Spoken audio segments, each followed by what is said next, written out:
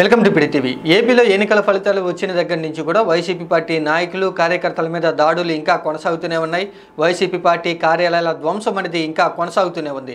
తాజాగా శుక్రవారం అర్ధరాత్రి రాజమండ్రి మాజీ ఎంపీ అయినటువంటి మార్గాని భరత్తో ఆఫీస్ మీద కొంతమంది గుర్తు తెలియనటువంటి దుండగులు దాడి చేయడం జరిగింది. ఈ దాడిలో ఎన్నికల సమయంలో మార్గాని భరత్ ఎన్నికల ప్రచారంగా ఉపయోగించినటువంటి వాహనాన్ని పెట్రోల్ పోసి గుర్తు తెలియనటువంటి దుండగులు కాల్చివేయడం జరిగింది.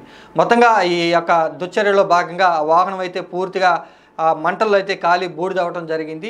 ఈ సంఘటన మీద మార్గాని భరత్తో మాట్లాడుతూ కూడా రాజకీయ కక్ష పూర్తిగానే ఈ యొక్క సంఘటన జరిగిందని, తన ఆఫీసులో ఎన్నికల ప్రచారంలో ఉపయోగించినటువంటి వాహనాన్ని కావాలని కొంతమంది దుండగులు ఆ వాహనాన్ని కాల్చివేశారంటూ కూడా మార్గాని భరత్ అయితే ఆరోపణలు చేస్తూ ఉన్నారు.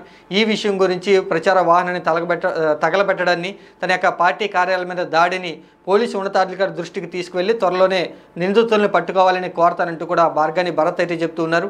ఎన్నికల ఫలితాలు వచ్చిన దగ్గర నుంచి కూడా రాజమండ్రిలో రాజకీయంగా కక్షపూరితంగా దాడులు జరుగుతున్నాయని, ఇప్పటికే చాలా సందర్భాల్లో కూడా వైసీపీ పార్టీ కార్యకర్తల మీద, నాయకుల మీద గెలిచినటువంటి కూటమి అభిమానులు, కార్యకర్తలు దాడులు చేస్తూ ఉన్నారు. ఈ రోజున నా వాహనానికి సంబంధించినటువంటి ఎన్నికల ప్రచారంలో ఉపయోగించినటువంటి నా వాహనాన్ని ధ్వంసం చేశారు. రాజకీయ కక్షపూరితంగానే ఈ యొక్క చర్య జరిగిందంటూ భావిస్తున్నానంటూ కూడా మార్గాని భరత్ అయితే చెబుతూ ఉన్నారు.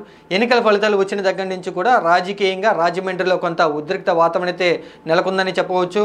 గత కొన్ని రోజుల క్రితం వైసీపీ పార్టీ నాయకుల మీద దాడులు జరగడం జరిగింది. వైసీపీ పార్టీ కార్యాలయానికి సంబంధించి గతంలో వైసీపీ పార్టీ అభివృద్ధి చేసినటువంటి కొన్ని అభివృద్ధి శిలాఫలకాలను కూడా గెలిచినటువంటి కూటమి అభిమానులు, కార్యకర్తలు అయితే ధ్వంసం చేయడం జరిగింది.